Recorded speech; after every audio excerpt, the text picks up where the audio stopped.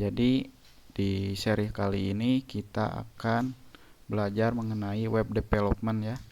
Jadi di web development ini kita pertama belajar pengenalan HTML terlebih dahulu.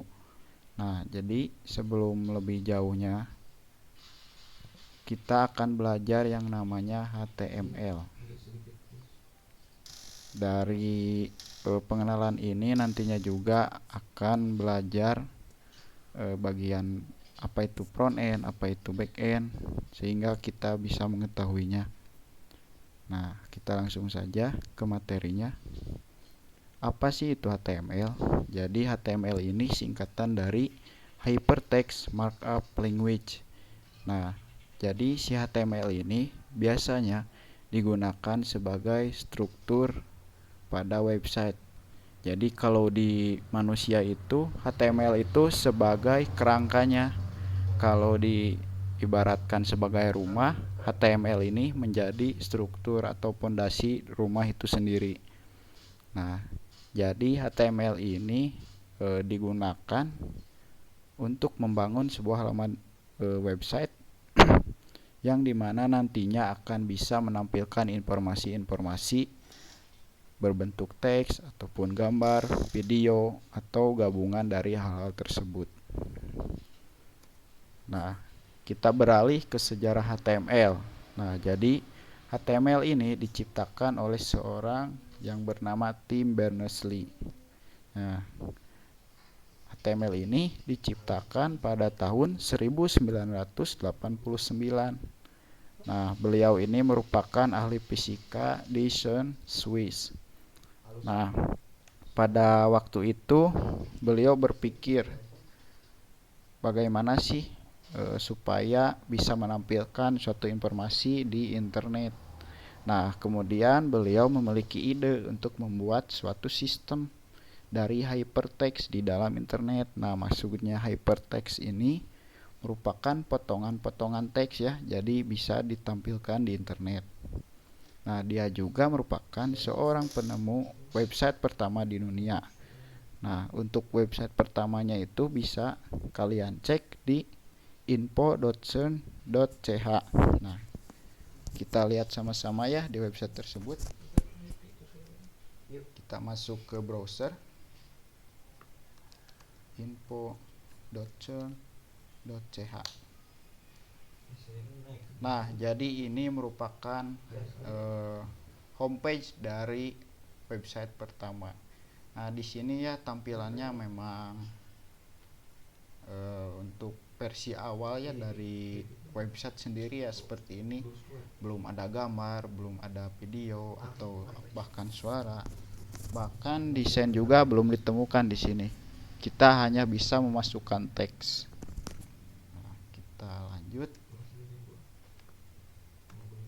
Nah, di sini juga ada beberapa versi HTML sampai yang sekarang yang terbaru yaitu HTML versi 5. Nah, di versi 1 ini ya seperti tadi ya, tampilannya itu hanya teks, hanya heading, paragraf, cetak tebal, cetak miring ya, seperti itu.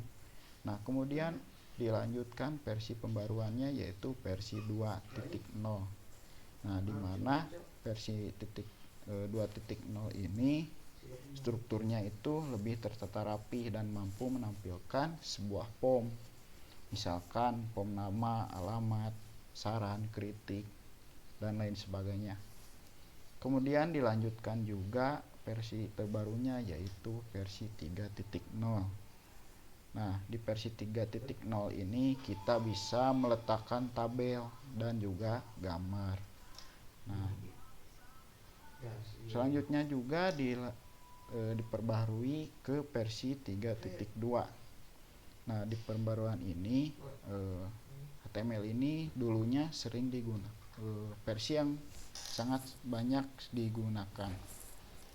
Nah, versi ini sebelumnya memperbarui yang dari 3.0, yaitu versi yang terbarunya yaitu bisa menampilkan background, gambar untuk background, tabel, style, frame, hingga teks yang bisa dikelilingi oleh gambar.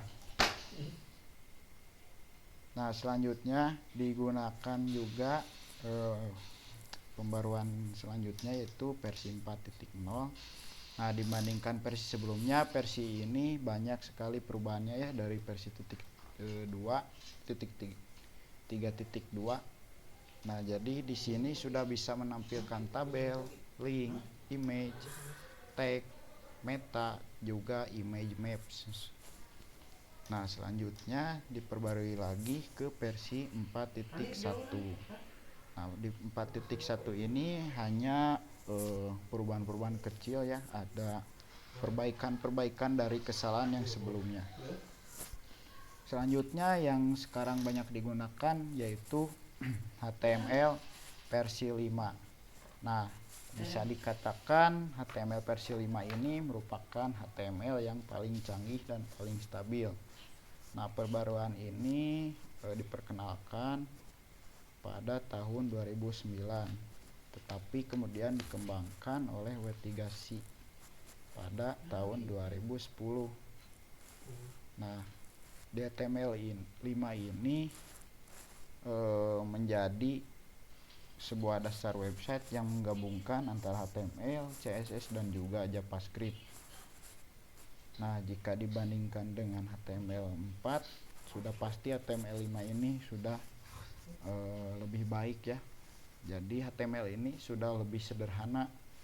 Kita bisa membuat meta tag, semantic element, sehingga kita bisa membagi beberapa divisi untuk kode-kode HTML.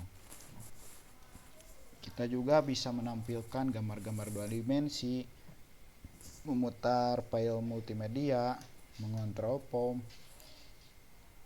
dan lain sebagainya. Kita juga bisa menambahkan yang namanya header dan footer. Jadi dulu itu untuk membuat header dan footer ataupun nav, kita itu memerlukan namanya div, kemudian dikasih nama kelasnya nav ataupun header atau footer. Nah, jadi di HTML 5 ini sudah ada namanya semantic element. Kita bisa menggunakan langsung namanya tag nav, tag header, dan tag footer. Nah, untuk pendahuluan kali ini mungkin dicukupkan sekian. Semoga bermanfaat.